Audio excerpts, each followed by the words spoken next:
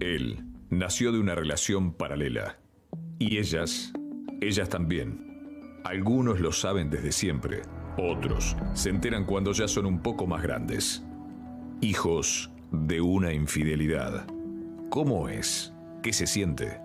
Lo cuentan ellos.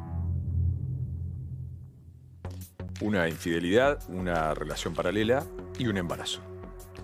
Ellos llegaron al mundo de una manera no convencional y sin quererlo ni elegirlo, sus vidas quedaron marcadas para siempre. Muy marcadas. Y en estos últimos años pusimos el ojo, por ejemplo, en los hijos de padres separados, en lo que fue el debate de la ley de divorcio, pero hoy es más común. Ahora salimos a preguntarles a los hijos productos de una infidelidad, que no son pocos.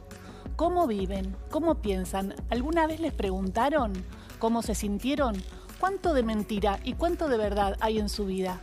De eso vamos a hablar hoy y con 3 personas muy pero muy especiales. Las escuchamos.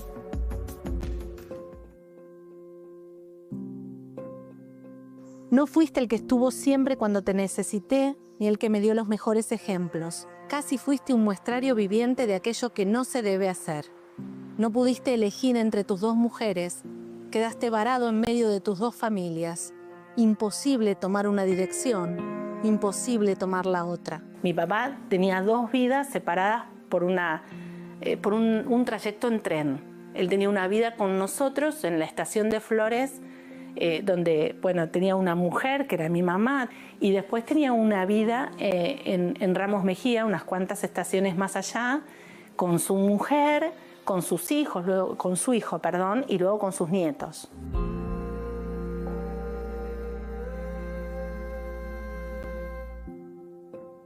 Mi nombre es Paola, soy escritora y la otra vida de papá es una novela autobiográfica, pero creo que por sobre todas las cosas es un intento por comprender la historia de mi familia, que a mí me ayudara a entender y de alguna manera saber quién soy.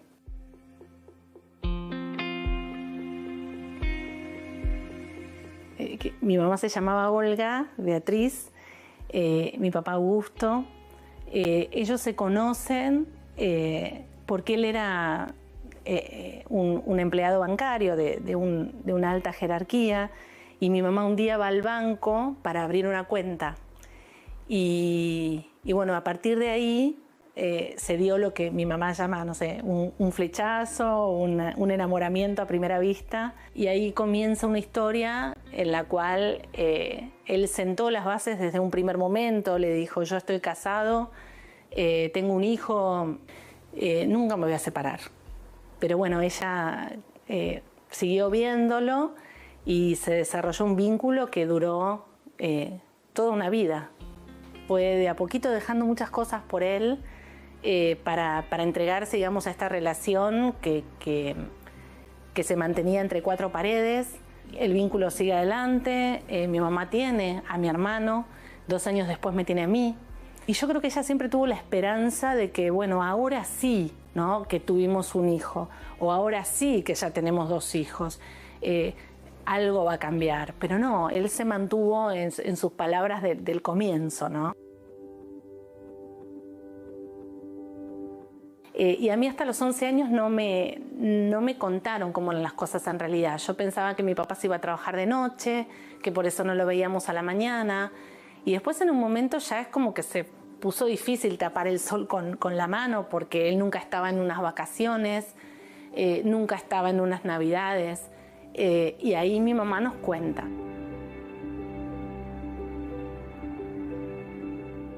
Mi abuela sí empezó a frecuentarnos y se guardó el secreto, nunca se lo dijo a su nuera. O sea, de pronto mi abuela estaba con nosotros jugando toda una tarde y después se iba, no sé, a cenar con su hijo y su nuera y jamás hablaron de esto, ¿no?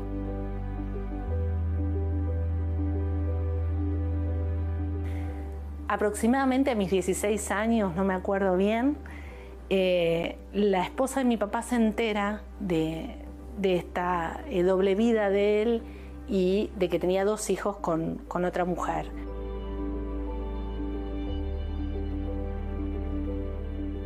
Siempre sentí que los otros tenían algo que yo no tenía, lo cual era cierto. Y sentí como, yo lo llamo un poco irónicamente, como una ilegitimidad de origen, ¿no? Como que yo tenía un sello, yo no era como los otros, yo no podía tener lo que tenían los otros y yo no lo merecía.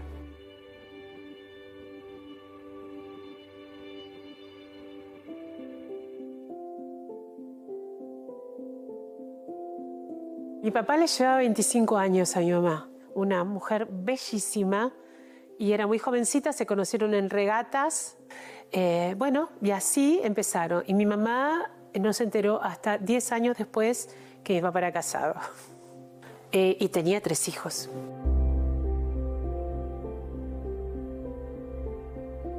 Él alquilaba un departamento para mi madre. Mi padre nunca vivió con nosotras. Y venía una vez por semana.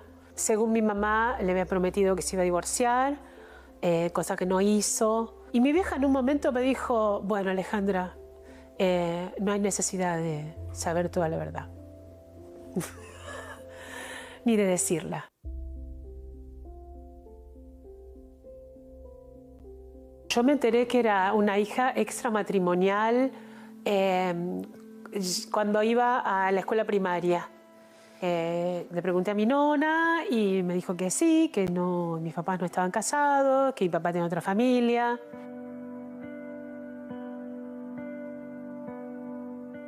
Yo nunca le pregunté por qué a mi padre. No podía hablar mucho con él. Ya después en la adolescencia, el vínculo siempre era a través de mi hermano, o sea, ir al negocio de mi hermano y decirle a ver si lo podía ver a mi viejo. Después lo dejé de ver porque está bien, hay un lazo que es un lazo integable que tiene que ver con la sangre, pero no hay un lazo familiar.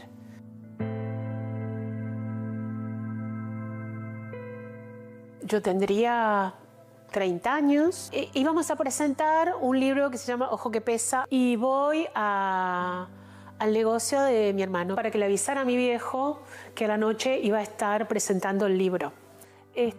Y entonces me dice, papá se murió hace un año.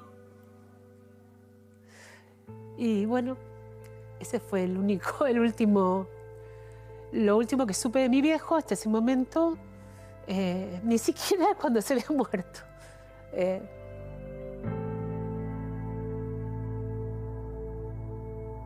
Mi construcción identitaria, indudablemente, que debe haber afectado cuando el silencio está lleno de mentiras, de cosas que no se preguntan. Ese silencio se hace denso, se hace pesado, ocupa un lugar muy grande. Es difícil completar cuando no hay afecto.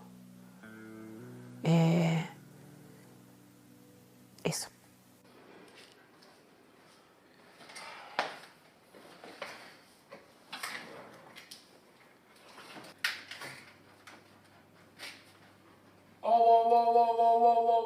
Bueno, ¿qué onda? ¿Cómo están? Bienvenidos de vuelta a este stream de Morte. Mi nombre es Franco, me conocen en las redes como Mortedor. Tengo 2 mamás, tengo una historia de infidelidad por parte de mi padre, que conoció a Verónica, mi madre biológica. Mi padre estaba casado.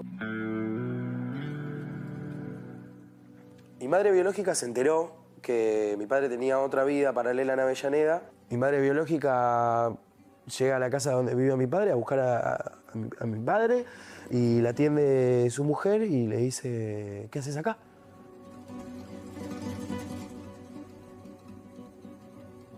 Al año mi padre le comenta que nada, que está en una buena posición económica, que preferiría mantenerme él.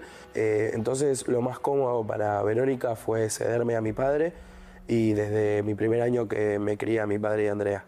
Yo siento que mi madre me dio a mi padre para criarme por un tema de que se sintió ahogada en el momento que estaba, que se sintió que no podía más. Hoy que soy grande y escuché la historia, me lo cuenta Verónica, me lo cuenta mi madre biológica y la súper entiendo.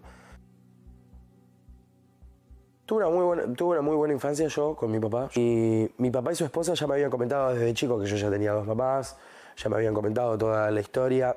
La esposa de mi papá siempre me crió con muchísimo amor, siempre me supo tratar muy bien.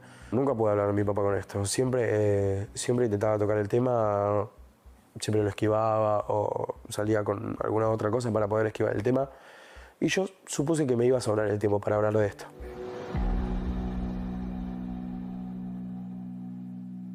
Yo siento que ser hijo del engaño tiene cierto vínculo con ser youtuber hoy. Hoy soy una persona muy sincera, muy transparente frente a la cámara, no tengo problema en contar nada de lo que soy ni mostrar lo que hago y siento que, nada, que es completamente la antítesis a ser un hijo del engaño.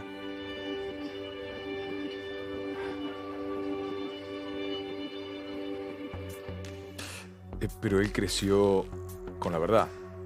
El único de los 3 casos que creció con la verdad. Los otros estuvieron rodeados de mentiras o de silencios súper incómodos. Sí, fíjate que Alejandra, por ejemplo, dice, uno puede tener un lazo de sangre, pero el lazo de afecto se construye.